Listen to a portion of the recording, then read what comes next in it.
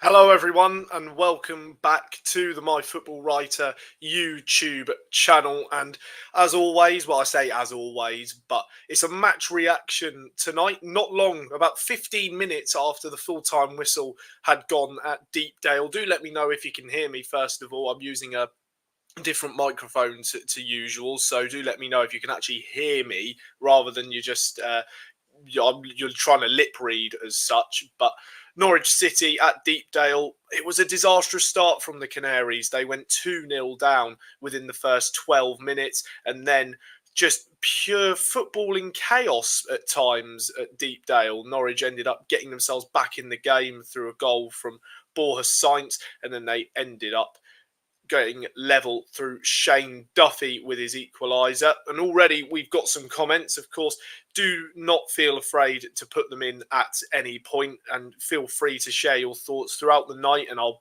bring them up and we'll get talking and we'll see what everyone makes of the game and whatnot. And again, as I've already said, do let me know if you can actually hear me, as I've got a plug-in microphone. And I'm unsure as to if it's working at the moment. It did work when I used it yesterday testing it, so hopefully it's okay and you can actually hear me. But again, do let me know if you can't. But we've already got plenty of comments from a regular viewer in Joe, and he begins with this: hello, Festival Freddy. Well, hello to you as well, Joe. Good to have you with us tonight. And well, how are you both doing? Well, it isn't me and Will tonight, so it's just me. But I'm doing okay. I feel a bit better now that the game is done and Norwich have come back and got themselves a point from it after going 2-0 down. And you hope you had a great Tuesday. You too, Joe. He's going to Carrow Road to prepare for his media team meeting. So very good stuff, Joe. Very good stuff. Then he says on Thursday he's even got football training. Massive shout out to you. But very well. Big shout out to you as well, Joe. There you go. I finally got the words out. But he's even got some thoughts on the game as well here. We'll just begin with this. Thought Norwich should have had a penalty. Two examples of terrible refereeing. The first, the Preston player had grabbed hold of Duffy of a chunk of his shirt. I did see that. I think really the referee was right not to give a penalty. Felt as if Duffy had the handful of the Preston player's shirt first rather than the opposite way around. And then another point here from Joe. Second one is also in the first half, there's a foul on sights and the referee does jack all about it. Now, again, I don't think Norwich should have had a penalty, really. I think the referee at times, he got some stuff right. It wasn't that bad. We got another viewer here in NCFC Finley. Hello there. Hello, Finley. Good to have you with us tonight, and hopefully you can share some thoughts and we can go through them and we can talk away for the next however many minutes or so about the Norwich draw at Preston tonight. Feels like if we had gun, we would win that. Yeah. No, yeah. I think that's a very key point to take from this game. I think that George Long, it's annoying because there's this whole thing of he has a new contract with Norwich, recently signed, and it just seems it doesn't seem right. I think Archie Mayer and any youth goalkeeper has got to be thinking, what on earth have I got to do to get a game? It's just the two goals. I mean, the penalty which Long gives away, it's rash. It was probably always going to be a penalty. And yes, maybe he did have to come off of his line to try and get the ball. But yeah, he just really rash decision making from George Long in goal for Norwich tonight. The second goal is right at him. It goes through his gloves. It is, again, going back to your point here, Finley, if Norwich did have Angus Gunn, probably could have won that game, but they've done very well to come back from a dire first 12 minutes where they were not at the races at all. They were off it. They looked just the complete antithesis of what we've seen of this Norwich team. They just were a bit all over the place, and they did really well to come back and get themselves a point in a game where they grew into it and they had plenty of chances. Again, we'll go into another point here from Finley as well. We're getting plenty of comments so far tonight, so thank you all very much. I like how Torup actually changes things up when necessary, which is refreshing considering the previous managers. Yes, certainly. I'll just get that point back up for anyone who missed it. No, it is great. I mean, the first three changes he made, you had two 20-year-olds and an 18-year-old. So he was happy to switch it up and bring on the youth players. And just change up that dynamic and try and make other things happen. So no, it was good to see those changes be made, and clearly Torp had a plan there to try and go against the game plan from Paul Heckingbottom and his Preston side. And it ended up working. Norwich got a point. They did very well and showed great determination and character to get themselves a point. So no, it's fantastic. I'm very happy with how Norwich have been able to do that. And Joe here with the question, how long is Gunn out for? Finley's answered it for him, and that is correct. It will hopefully be against Middlesbrough, or rather back after against Middlesbrough. So one more game without Nunez and without Angus Gunn. And a very fine question here from Joe once again. How do Norwich prepare for Middlesbrough? Well, it's a difficult one, really, that question. Because Norwich have got to try and assess from the Stoke and Preston games where maybe they went wrong. They've got to look at the areas as to where it all sort of maybe fell apart for them a tad, and see where they can address that. Of course, players are going to be tired. Borja Sainz looked shattered by the 88th minute and looked as if he just couldn't continue in the game. So maybe we see a bit more rotation against Middlesbrough, or maybe because you go from a Tuesday to a Sunday, you get that little bit more rest than what Middlesbrough do. Maybe you get away with it and you can afford to not make many changes because your players are that tad bit fitter. But again, we'll have to wait and see on that front. I think Norwich, the best way to prepare for that game is just maybe the way in which they do any other. Just look at how the opposition play, look at how you counteract it, and then you go for it and you try and get 3 points. As long as Norwich don't lose and they come through a 3-game period where they've got to play 3 in 8 days, and not losing is great, of course, but not to win as well is a little bit shaky. But we got another point from Finley. He's piling on the points tonight, been our key contributor so far, along with Joe. Feels as if Sainz had that game like Swansea, where he just wanted to score and didn't pass. Again, I agree with that. I definitely agree with that. There was plenty of times where Sainz had such an easy little 5-yard pass just to give it to a teammate rather than who was in a good position. There was one near the end. I can't remember who was free on the edge of the box. Might have been Kyde Gordon, but he just could have passed it through to him, and he tried just to run through 2 or 3 players, and he just wasn't able to. And it was very, very frustrating at times. But Sainz, just maybe that needs to be coached into him. Just be a bit more of a team player rather than go for individuals. Yes, he scored 9 goals this season, which is fantastic. But no, he needs to sharpen up a little bit and get that decision making a bit better. But I wouldn't be surprised if Johannes Oftorp coach that into him. But here's another point here from Joe. Can we put Jack Wilshere in goal? I'll tell you what, at this rate, why not? Why not put Wilshere in goal? Here's our first point from another viewer here, Iric0309. For a club like Norwich with limited funds, how much do you gamble financially on a backup goalkeeper? That is a fantastic question. Really, really good question, and a point to raise, because Norwich's backup keepers over the years, Michael McGovern was brought in for a relatively small fee. Ralph Fairman was brought in on loan from Schalke at the time. Orjan Nyland was signed on a free transfer. And then you now have George Long, who was also signed on a free transfer. So Norwich evidently aren't looking to spend big money on backup goalkeepers. And the only real way Norwich could get away with spending a lot of money on it is if that goalkeeper would go on to be a regular first teamer and work their way into the team.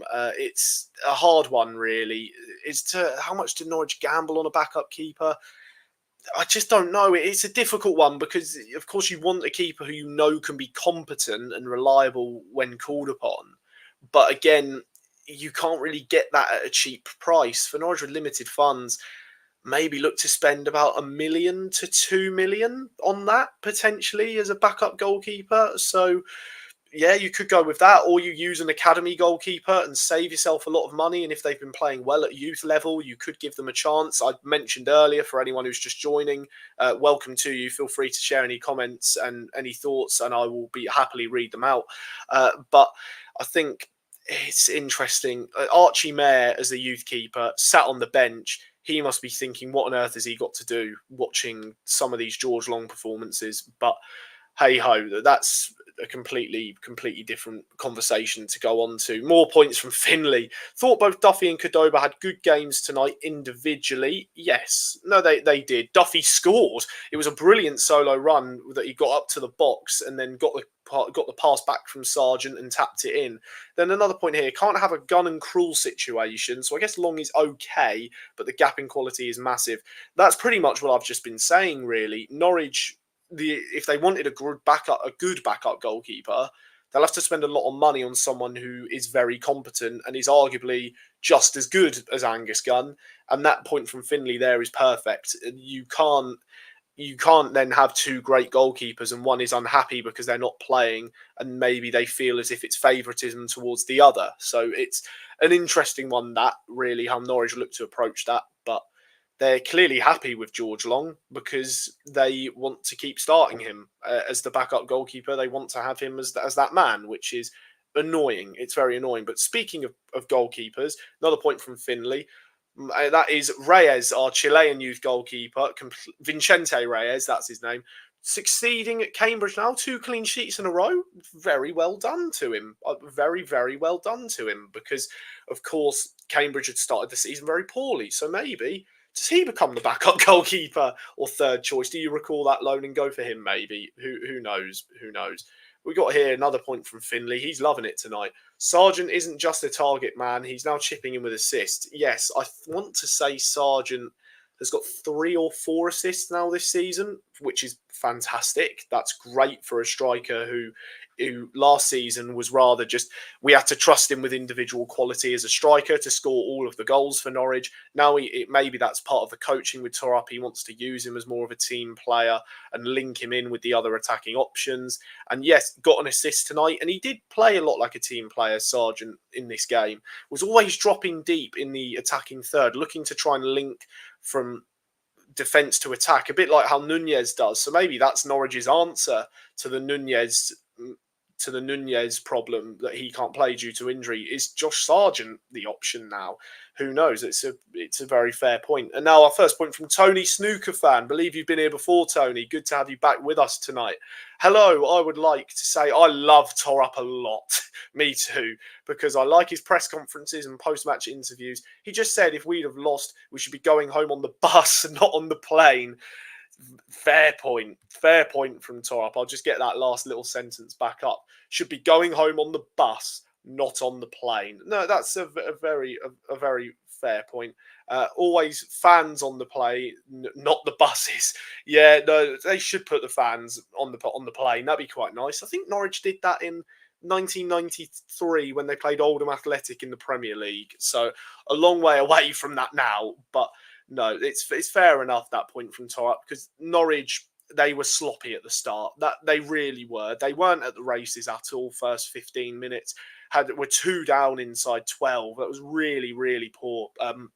First goal is just rash decision making from George Long, as I've already said. Sprinted off of his line, brought down Emil Rees, and he tucked away the penalty. It was just easy as that. And then the second goal, it's just the 2 fullbacks having a bit of a disaster. Callum Fisher gives the ball away pretty much on the halfway line. Callum Doyle is nowhere to be seen in a defensive sense. I will get on to him in a second, Callum Doyle, and what I made, just maybe more of everyone's individual performances. But Callum Doyle was nowhere to be seen in that second goal. And then it's so easy for Preston, just 2 passes through. There's Dwayne Holmes, and he just slots it through the gloves. The gloves of George Long, and then Norwich do really well to get back into it. They get a point. And we've got another question. Well, we're talking about George Long. Jason Butcher, he's got a very good point about Long, and of course I'll share it. Can fans stop chucking Long under a bus? Not really his fault Saturday. Yes, I can agree with that. I don't think he could have done much to save the goal against Stoke. It was really well placed from Manhuef. Where the main blame should have been laid at Fisher and Swartal losing possession. That was, again, on Saturday rather than tonight. Again, tonight, Fisher losing possession. Of course, have just made that point in the second goal. Fisher lost possession and, of course, and then Preston counter. But I feel, of course, I very much respect that point and I can agree with it. But the first goal, you can't really say that it's got anything other to do than anyone else other than George Long. He sprinted off of his line, brought down Emil Rees in the penalty area, and Preston score from it. But again, I feel as if it's, of course, well, I was speaking with this on the podcast on Saturday with Will and Steve Cook. And of course, Norwich fans, they are maybe a bit quick to chuck players under the bus and scapegoat. And it is easy to do that to a backup goalkeeper who, yes, is nowhere near the levels of Angus Gunn. We've all seen that. And again, I think, but it's the counteracting point really of, I just think with Long, it's been often that's just the thing. That's the problem. Of course, had that spell when Angus Gunn was out for a long time last season, and Norwich could barely win a game, and they slumped down the table. And George Long wasn't playing very well for majority of those games. My mind springs back to the Leeds match when Norwich were 2-0 up at half time. Maybe this isn't completely George Long's fault, but tonight Preston had, I believe, 2 shots on target, and they scored twice. You know, at the end of the day, a goalkeeper's job is to prevent the ball from going in the back of the net, and George Long ultimately didn't do that when he needed to tonight. But I won't sit here and make it a whole George Long hate stream. I'm here to talk about the game overall, and of course, like Jason's point here, I'm here to talk about those opinions and, of course, weigh them up, and I will respect them. But a quick point here as well from Tony Snooker fan. Well, he made a point here about George Long isn't good enough. He's gobsmacked. He's got a long-term contract. Hope Angus is back quickly as possible. But then he goes on after the point from Jason, which we've just covered. Says he'll take it back. Doesn't think Long should have ran out of his goal, and I will agree with that. Again, I'll just bring up Jason's point here about Long. I will definitely agree about the fact that the main blame for the Stoke goal and the second Preston goal from tonight, they're not down to George Long. But I will, again, just go to this here from Tony. He should not have ran out of his goal. And you've just got to be calm in that sort of situation, not be rash. And then we'll go to this next point here again. Oh, it turns out this is actually from Steve Cook. So he's gone under a little bit of an alumni name and he's kept his identity quiet. But I figured you out, Steve. Good to have you back with us tonight for the stream. Norwich have drawn 2-2 away at Preston North End. They were 2-0 down in 12 minutes. Prediction for Sunday against Middlesbrough in the Cook Derby. It will be an interesting game, as I said on the podcast on Sunday. It's going to be very tough tactically. Michael Carrick is a smart coach and he's got the better of Norwich pretty much every single time he's managed against a Norwich team. Beat us home and away last season and then even beat us 5-1 the season before that. So Norwich, they struggle against Middlesbrough and they may see rotation. I already mentioned Borja Sainz looked very, very tired at the end of the game. And I think it will be interesting to see the fitness levels of Norwich players. They won't have Marcelino Nunez again. They won't have Angus Gunn. That's already 2 massive losses, as we've seen over these last few games. But prediction-wise, to be fair, I gave a prediction in my preview yesterday that this game would be a draw. I got it right. Didn't get the scoreline right, but I will go with I'll go with another draw. I just think Norwich, as long as they don't lose, I don't think we will lose. I think, well, you can click that if you want, but I think we've got enough quality again. It's the same as what I said with my preview video for Preston. Norwich have got enough quality to get them over the line, but in a tactical battle, they may struggle a little bit. They may find it hard. So I'll go with a draw for now, and then we'll go here from Finley. Again, great. He's all over it in the comments. Win at home, don't lose away is the saying, and Norwich are doing that. Yes, they are. They've not lost away from home in the league in quite a while now. Even if performances aren't that great, we're still getting points. Bang on. I can't add anything more. I can't add. Bang on. Completely bang on. And then Joe here just talks a bit more about that. I think we win at home, then I think Sheffield Wednesday away, dangerous game. It could be a potential banana skin. Norwich could be difficult, be a tough atmosphere to play at Hillsborough. But again, didn't lose to Sheffield Wednesday last season. They've got the quality, but Danny Roll, very good coach. It will be similar to the Middlesbrough game, I reckon. And I did say earlier I wanted to touch on maybe individuals' performances. Is it me or has Doyle kind of disappeared and his performances have dropped? I agree with that. Sorry, I'll keep that up. I agree with this from Finley here. Norwich, yes, no, it's not been great. It hasn't from Doyle as of late. I feel as if tonight he was missing. I do think that he wasn't at his best. He really seemed to just gave away possession really cheaply. Maybe that's down to the fact he's maybe not being utilised as a natural centre half now, and he's being used as a left back who becomes a third centre half in possession. That could be down to that, and maybe he's not as strong as a full back, but. No, he wasn't at it tonight, really. He went missing quite a few times, but he's still a phenomenal player and talent. There's no hiding that. But yeah, he's not been great as of late. But another point from Finley here. Again, he's bang on. Norwich don't lose Sunday. Calendar year unbeaten at home. Some record. Really is some record. That will be playing on the minds of the players, I think, of both teams. Middlesbrough want to end it. Norwich want to continue it. So let's certainly hope so that they can do that. And we've got even more comments here. I can barely keep up with them, everyone. No, you do it. You're bringing brilliant points in here. Another one from Tony Snooker fan. I think the score will be 2-0 to us, apparently, because a lot of Middlesbrough fans are saying they're playing awful at the moment. Wouldn't mind it. 3 points, clean sheet. We take those. We take those. Another point here from Joe. He's talking about what if Norwich maybe played 5 at the back? I think that's what we switched to. Yes, no, we did switch to it. We swapped to 5 at the back tonight, and maybe that was to try and get a bit more width as Preston were forcing Norwich to play wide. They were blocking off the infield passing lanes. They were making it difficult, but no, it could be interesting is to if maybe Norwich look to use that. I don't think they should overall. Maybe only use it if necessary. But yeah, I don't think that Norwich really need to utilise a back 5 all of the time. And we got a point here from Sam. Thank you for joining us tonight, Sam, and sharing your thoughts. Preston got a good record at home. Yes, they do. You take a point at the start. Yeah, of course, away from home, you always want to get a point. Even more so going 2-0 down inside 15 minutes. Again, I can't add much more. I can't add much more. It's a very, very good point and a fair point. No, Preston, before tonight, had only conceded 2 goals at Deepdale in 5 games and had won 3 of them.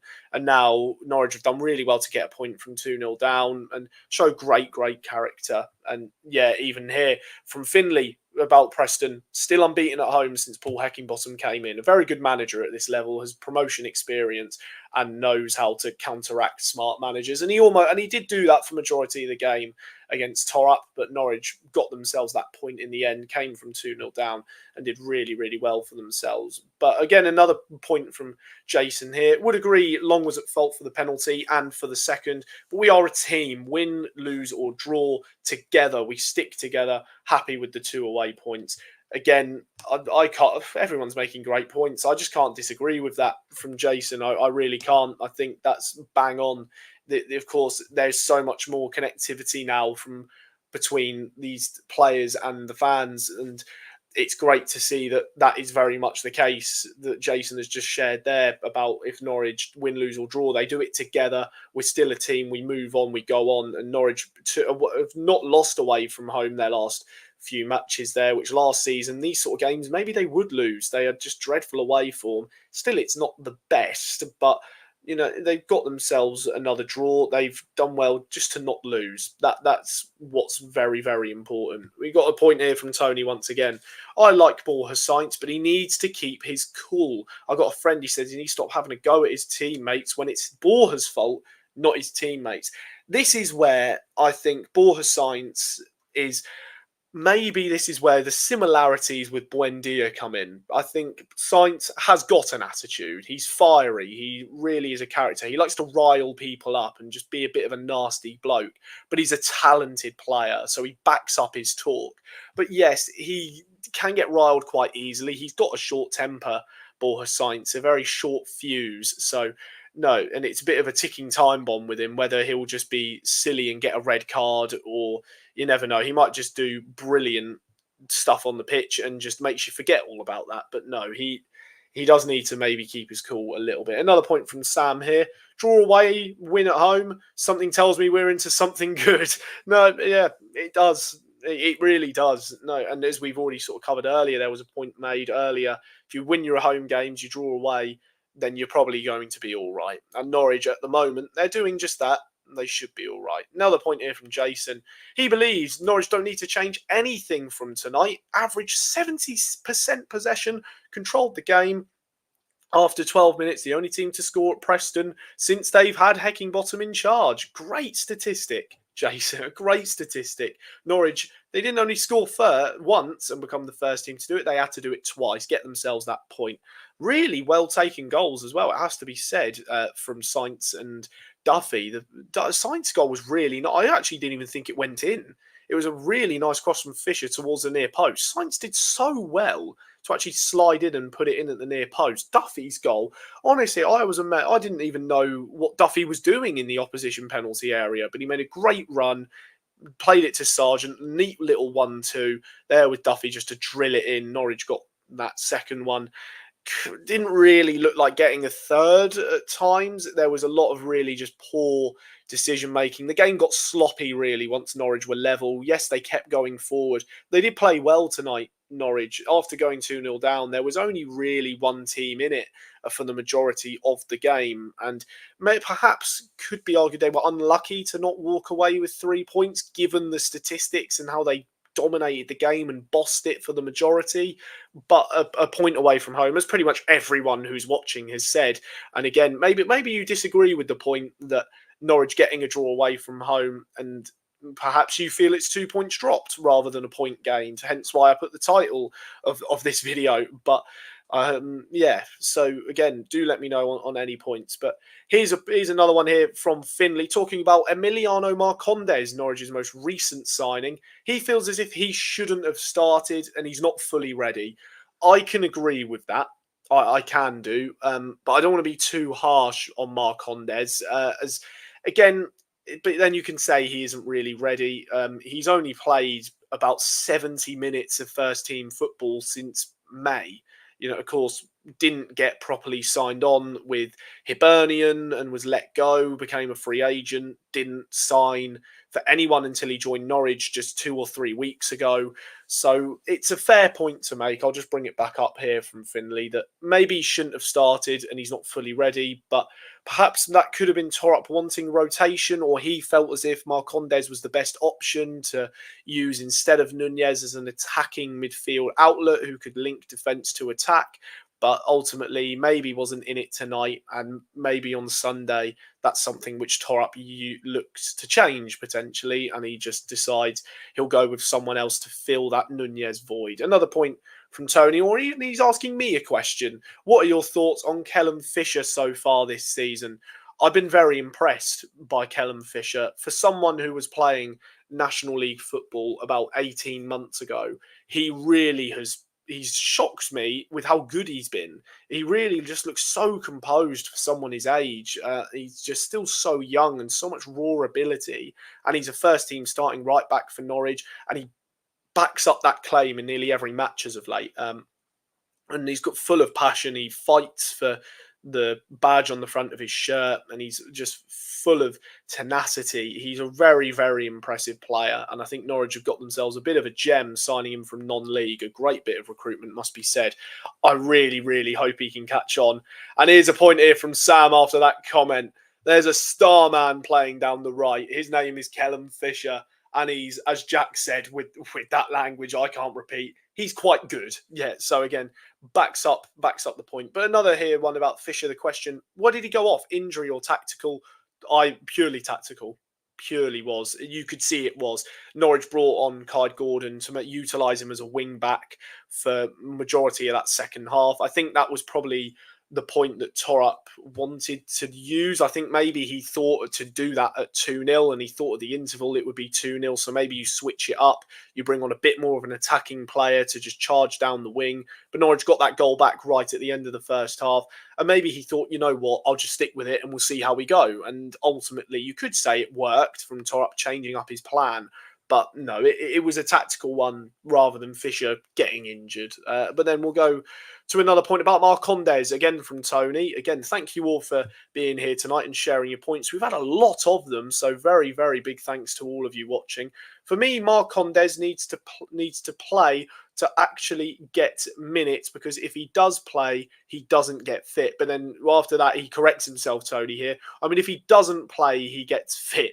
Yeah, autocorrect. It's an annoying old thing, autocorrect. But again, no, you are completely right. So after that, we'll bring this up. So Tony, what Tony means here, he thinks Marcondes has to get minutes to get match fit, which of course is how it works in football. You need to get more exposure to playing games, otherwise you're not going to get match fit, and you're just expected to be for a few minutes in a game. So, no, it's again a very fair point. Marcondes does need that, as I said just a few moments ago.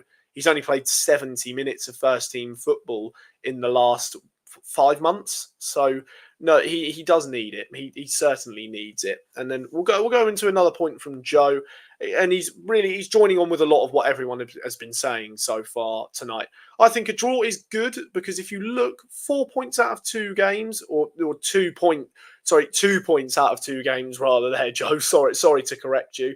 Not too bad. No, it isn't. It isn't bad at all.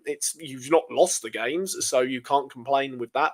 If Norwich do go on and beat Middlesbrough, it'll be 5 points of a possible 9. That's over half the available points. So you're averaging over 2 points a game, which is what you need for promotion. So, or to be in the playoffs rather, as well. So no, Norwich, if they do win on Sunday, they've got out of that period relatively all right.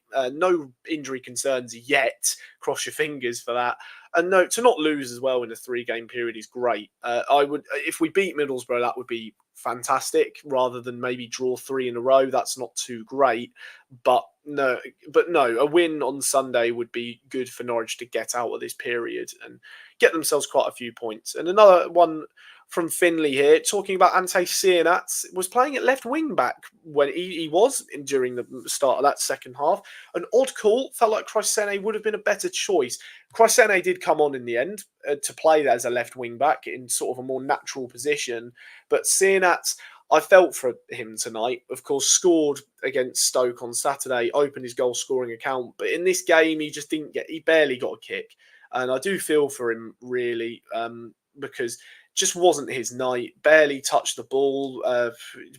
Felt a bit like he was maybe a little bit anonymous at times, but that's just down to the fact no one was really giving him the ball. They didn't give him a chance. And then, as you've said here, Finley, he was playing as a wing back at times, and that's just not his position at all. He's a forward player. He's either left wing, right wing, or striker. So no, it's annoying that had to happen. But Chrysene was brought on, and ultimately that looked a bit more solid than what Norwich had starting that second half. Another point here from Steve Cook. Aside from Sargent and Sainz, which current player has the potential to be the big next money departure? Finley's answered that question already, and I agree with him. Nunez and Jose Cordoba definitely over 10 million. No, I think, well, actually, Cordoba's a bit of a, sorry, Finley, to sort of dig you out. I think Cordoba's a very odd shout, because he's barely played for Norwich. He's a good player, but 10 million maybe is a bit up there. Nunez, I can agree with.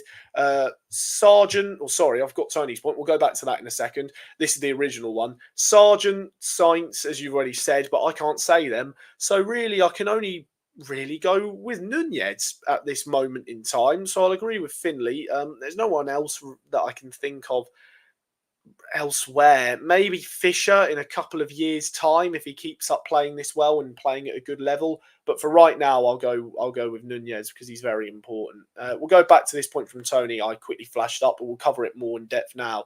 Just want to say, under Wagner and the start of Hoff days, I found Nunez way too weak. He was getting knocked off the ball a lot in midfield, but now he's doing really well. Can't add to. I'll hold my hands up. I can't add to that. Tony, again, he's hitting the nail on the head. A lot of you are tonight. This is very, very good. I'm loving the interaction from everyone. Thank you all for watching and putting in your comments and sharing your thoughts. And then, of course, I'm sharing them back with you and giving the thoughts. And that's what these live streams are all about. So it's very good to see quite a few people in here and more than happy to share all of their thoughts. Another point here from Tony. I love watching Norwich again under Wagner. I was so bored before I left the house to watch the match. I was going to every game thinking it's going to be a bore fest. No, and that is a point really to sort of cover it a bit more in depth. It is so much more fun now with Norwich. It feels as if the identity's back there and people can truly connect with this football club and the team that's on the pitch playing week in, week out. It feels so refreshing now to have a clear identity, a clear play style, a manager who isn't afraid to change things up and change up his tactics during a game to try and get you a result. It's exactly what he did tonight and got Norwich the draw against Preston. And of course, he's got some talented players and we're seeing so much more out of them. Sainz is scoring more and more goals. Sargent's providing more assists. No, it's fantastic. It's so much better than what it was under Wagner. There was no enjoyment. You're right, Tony. There was no enjoyment whatsoever. And it was, again, just to get his point back up, it was boring. Under Wagner, it was boring. There was no clear identity. It was all about individuals just bailing him out and doing their business and everyone thinking, oh, Norwich are doing well. Why is that? Oh, they've got 3 really good players performing really well week in, week out. And that was it. That was ultimately why Norwich were up there. But no, under Johannes Torp, they're just a better side all around and they're just a smarter team. They're more intelligent and they're so much more exciting. That's what is so much better. So much better. Here's another point from Finley once again. Stoke today, we probably lose them under Wagner. I did say that earlier. I did say that, and I'll back it because I don't think Norwich under Wagner they would have really struggled in those games. Really struggled. But under Torp we have the belief, and that just builds onto what I was just saying. This team, they're going to give it their all. They will keep fighting no matter the scoreline, and they're progressing every game. Progression is key for this development, or for this side rather, in the project. And we're seeing it in so many games. Even this game, Norwich were 2-0 down, showing signs of what we've maybe seen over the last few years under Wagner and Smith. But they just came alive. They were patient in build-up and they knew they had to carve out chances against a very deep-lying back four.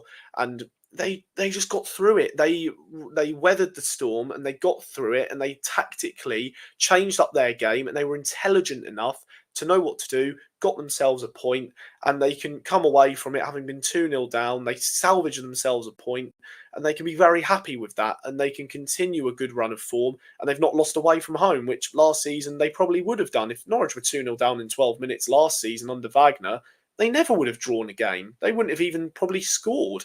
So no, it's a lot different feel under Torp. I mean, I personally, while watching the game, I was annoyed. At 2-0 down, I thought the worst, but really got back into the game.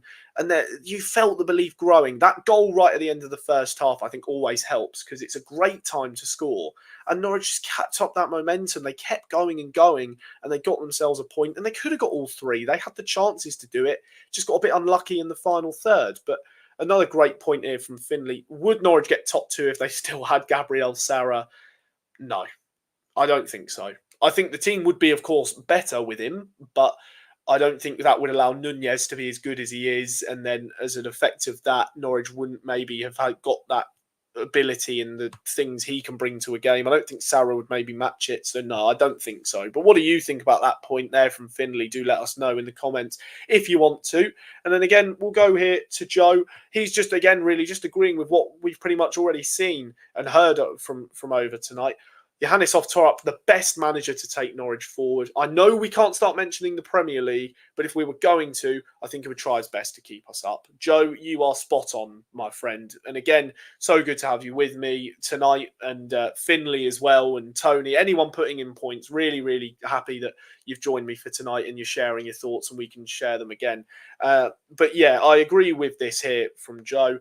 Johannes Torp is the right man for this appointment. We've seen that. He'll have Jack Wilshere joining him from the start of next week, it seems, in his coaching staff. But no, we can't maybe mention the Premier League yet. but he really would try. I think he'd give it a very good go, and the board would back him. And another point from Joe: we do need another replacement, a bit of like a Gabriel Sara player. Again, I think it's fair. Norwich have got a lot of depth in midfield, but they've not really got attacking outlets now that Nunez is gone. You look at their midfielders, maybe Amankwa Forson and Emi Marcondes. Forson really hasn't done as well as he has in the last few games since he started as a Norwich player. And Marcondes, is what was said earlier by Tony, maybe needs more game time just to get more match sharpness. We'll go here back to Tony. It's weird. In the first month of matches, no way. I thought no way Norwich were getting playoffs. Now I think we might actually get into the top 6. That's my opinion, and I respect the opinion. And do I agree with it? I'm not going to say just yet. It's 11 games in. It's early. I'm sorry, everyone. You're probably all moaning and groaning at me now, but no, I'll stay quiet on that front. But we'll go back again to Tony. Wagner really annoyed me, blaming the fans. Yes, you are spot on. When Norwich are playing bad football, clueless manager who made really late slubs. Slubs. What's a slub? No, a substitution rather. No, again, I can't add much more. I agree with it. I do. David Wagner's appointment was, Norwich looked really for the best name. They looked for Stuart Webber, looked to his mate who was out of a job, and ultimately that was that. And Norwich, yeah, that was it. And even Joe agrees with you here, Tony, about Wagner. Didn't like the style of play. Did anyone? Really? If anyone did, then you might want to start watching some different football if you liked it. No, I'm joking. If you liked it, fair enough. That's your opinion, but know that's an opinion which barely anyone shares. Back here to Finley once again. He thinks Norwich fans need patience with Forson and Svartau. I completely forgot about Svartau as an attacking option. Again, yes, myself, Will, and Steve spoke about this on the weekend's podcast. We don't just need patience in terms of the manager and his approach and his tactics. You need it with players as well. They are all so young, the players Norwich have brought in. Svartau is 18. He's so young. You can tell he's got bags of ability. Yes, patience is needed with him. He's in a brand new country, a new environment, under a new manager for himself. It's going to take time. Same with Forson. New manager, new tactics, new country, new league. So again, will take him time, and he's not been at his best over the last few performances. I think even Amankwa Forson himself would hold his hands up and say maybe he needs to be better. But again, with how Norwich's midfield doesn't seem to change as of late, I think that's where the patience, again, maybe it could run out a little bit. There's players aren't playing much in matches, and they're not getting sharpness, is what Tony said earlier about Marcondes. But this can apply to any player. If you're not playing a lot and you're not getting sharpness, and then you aren't going to play as well on the pitch because you've not been in a game and you've not had those game scenarios where you have to think in the moment and be quick. You have to think about what you're going to do, how you can help your team out. So no, it is difficult. It's very difficult, especially as Finley has just said it. I'll bring it back up. Patience needed for Forson and Svartau. Patience is needed for everyone right now. Yes, we are 11 games in and Norwich are still up and around the playoff spots. But with this project still needs time. We've not even played, well, we've almost played a quarter of the season. We've played a quarter of the season pretty much. And still Norwich, they can get so much better. That's what I feel. I'd love to hear what everyone else thinks. I think Norwich can get so much better as a team. They can still go through so many gears. They're already a really good team, but I think they can get better and they can do things better. And Johannes Torup has even said that every week in press conferences when Norwich win, lose or draw. So, no, I think this team can still go through a few more gears and they can still keep going. Another point from Tony once again. I was going to say about Sienats, I sat in the snake pit as a fan moaning at him saying he's terrible. I said to the fan, he's only played 3 games, give him a chance. No, honestly, yeah, that thing is, again, I'll hold my hands up. I said this on the podcast over the weekend. I was getting fed up with Sienats. I can't lie. I was getting on his back, and because I wasn't seeing the end product from him. Of course, not scoring, not getting assists, which you want from an attacker. And Norwich did spend a lot of money on him. They spent £8.5 million. That was all the money they earned from selling Adam Eder. I just didn't think that he was really up to the performance levels required of someone at this level. Yes, there is.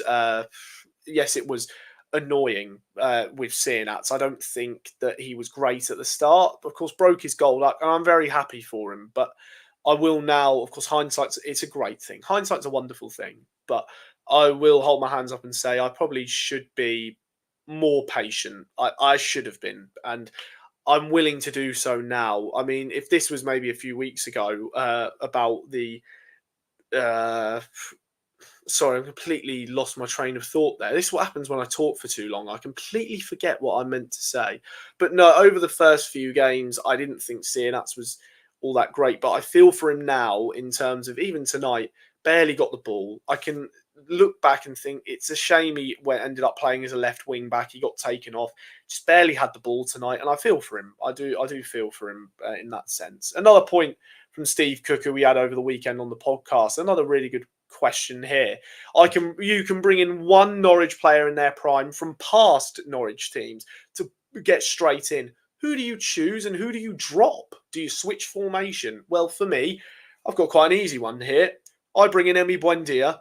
I drop Ante Sienats, which completely goes against everything I've been saying. But Buendia played on the right, so Buendia is coming in. Do I switch formation?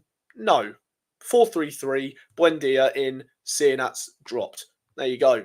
Done and dusted. And I don't imagine many would disagree with that, or maybe they would. Maybe they would. But here's another point here. Again, we're going back to sort of what we said earlier. Again, from Tony here. Sienats came from another country. That can take time to get comfortable. Sometimes it can take half a season. It can. It can. No, sorry, I'll get this back up. It can take time. It will. This is a young player as well. He's nearly 21. He's come from the Polish league to the Championship. That's a big jump in quality and a big thing in terms of physicality in a league as well and reputation of league. And yes, he's not played too many games overall. He's only scored one goal. It's going to take a lot of time. Well, we saw it with Josh Sargent in his whole first season for Norwich, shoehorned as a right winger, scored 4 goals in total, and 2 of them were in the Premier League. And then the season after, scored double digits in the Championship. And then the season after that, if it weren't for a long injury, Norwich arguably could have been contenders for automatic promotion if he played every game. That's just how long it can take. It can take some time for players to crack on, but again, it's the counter argument of Norwich spent a lot of money and fans want to see a player do well for the club they support right away, and it can be frustrating when they don't. But no, I agree with it from Tony, and we saw it, and it was said earlier as well, that it can take time for young players to come from overseas, come to a whole new league, new environment. Then you're getting settled down in a new apartment you have to live in. So no, it can take time. And Tony, his last point, he's got to go now. But thank you for reading out his comments and questions. Much appreciated. He loves our channel. Thank you ever so much, Tony. I can only give huge respect back to you. Really, really do appreciate that, my friend. I hope you have a good night and a good rest of your week. Hopefully it's all topped off on Sunday against Middlesbrough. But no, massive, massive thank you to Tony. A thank you to everyone who's tuned in, shared thoughts, and so that we can all discuss them tonight. It is late. It is certainly late. It's now nearly 10 to 11 at night. But we started this about 15 minutes after the full-time whistle. But no, I'm very happy that people have sat through here. You've listened to me yap away for almost an hour and just talk nonsense, and maybe a little bit of smart stuff about Norwich. But no, another point here from Joe. Another, of course, as Tony said, massive thanks to me, massive thanks to you, Joe, and Finley, Steve Cook, anyone watching who's tuned in at any point. A massive thank you for tuning in and listening in tonight and sharing your thoughts. I remember when I met Johannes, and we had a picture together. It got put on the Norwich website. There you go, Joe. Look, he's famous, our Joe. He's got a photo with Giannis off top, and he's loving life.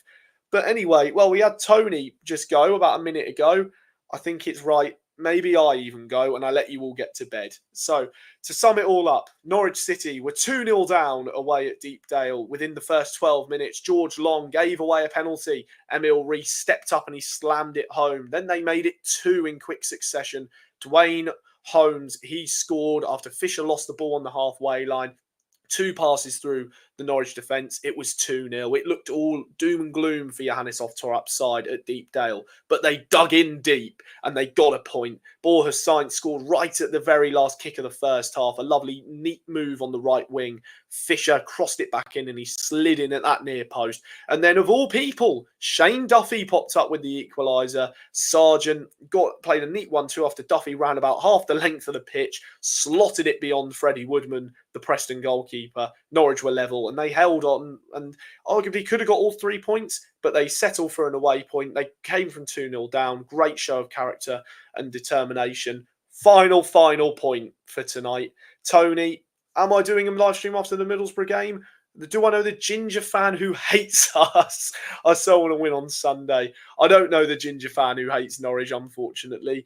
And unfortunately, it won't be me. If there is a live stream after Middlesbrough on the channel, it won't be me. I'm actually having a day with the Chelsea media team for their game against Newcastle, so I won't be here. I've got a bit of a bit of experience and learning in the sport journalism industry, so hopefully that'll be all good fun and be good to, for the first time in a long time, watch a Premier League game.